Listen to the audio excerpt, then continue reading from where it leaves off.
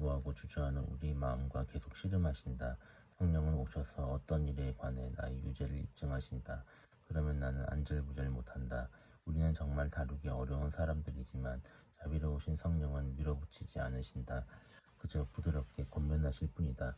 당신이 안절부절 못하다가 불안해하면 성령은 잠시 멈추셨다가 당신을 일으켜 주신다. 그러고는 다시 오셔서 당신을 한쪽 구석으로 데려가시는데 그곳에는 당신은 그다지 불안함을 느끼지 않게 된다. 바로 그 구석에서 당신을 돌이키시는 성령은 아름다운 사역을 행하신다. 그러고 나면 누가 보이는가? 하나님의 어린 양이 보인다. 돌이 반듯하게 잘리고 나면 서로 이가 잘 맞듯 당신도 단련 후에 잘 맞아 들어간다. 이것이 각각의 인종과 배경을 가진 돌들인 우리를 성령이 다루셔서 하나님의 아름다운 처소에 잘 맞게 만드시는 방법이다. 이런 묵상을 보면서 저는 다음과 같은 결론을 얻었습니다. 우리가 실로 그리스도의 대의를 위해서 모험을 해야 한다는 것입니다. 사실 싱가포르 오기 전 나는 모험과 하나님의 대의라는 주제로 3번의 설교를 잘 준비를 하고 있었습니다. 우리 인간들의 모험을 하는 이유는 이 땅에서 펼쳐질 우리의 미래를 알지 못하기 때문입니다. 하지만 하나님은 하늘에 계시고 그분이 기뻐하시는 것은 무엇이든 행하십니다. 그분의 뜻은 언제나 살아있고 그분의 목적은 늘 이루어질 것입니다. 하나님은 시초부터 종말을 알고 계시기 때문에 모험을 하실 수 없습니다. 물론 자신을 희생하시거나 사랑하실 수는 있습니다. 그러나 그분이 주사위를 던지지는 않습니다. 하나님이 행하시는 어떤 것도 도박이 될 수 없습니다. 하나님은 자신의 지혜로운 목적을 위해 그분의 대의를 잠시 퇴보시키십니다.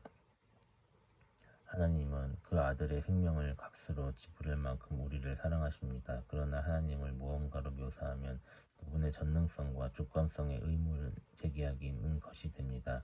그러면 우리는 확신의 근거를 잃어버리고 말며 결국 하나님을 위해 모험할 수 있게 하는 우리의 능력도 잃어버리고 맙니다. 부디 제가 하나님에 대한 당신의 관점을 오해했을 것이라는 생각으로 이 글을 썼다는 점을 알아주십시오. 소망하기는 이 편지로 인해 다소 다른 의견이 있을지라도 그것이 예수 그리스도께 드리는 우리의 충성과 그분의 영광을 위해 생명까지 바치려는 우리의 헌신을 가로막지 못하기를 바랍니다.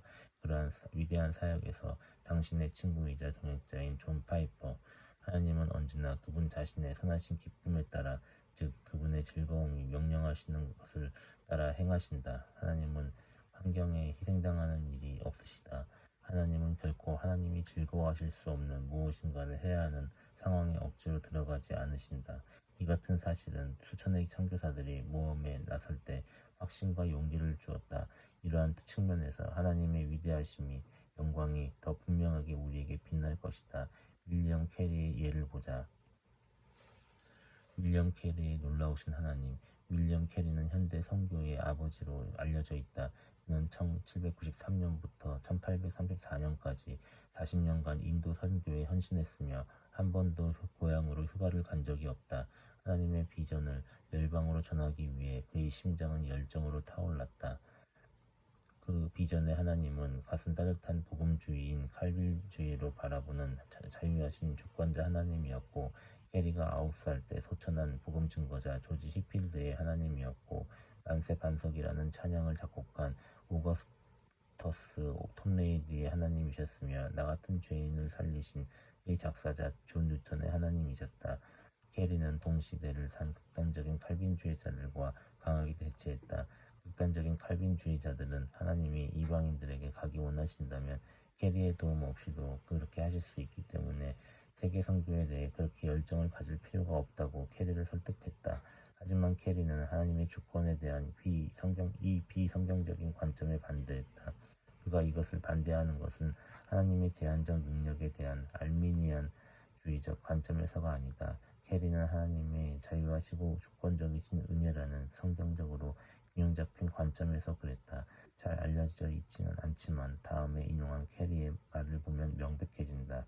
캐리는 회심에 있어서 하나님의 주권적인 역사를 성경에서 가르칠 때 사람들에게 자기 의지를 사용하도록 권면해야 할 책임이 있다고 말했다. 영생을 얻기로 작정한 자는 다 믿는다고 확신한다. 또한 하나님만이 구원받을 사람들을 교회에 더하실 수 있다고 확신한다.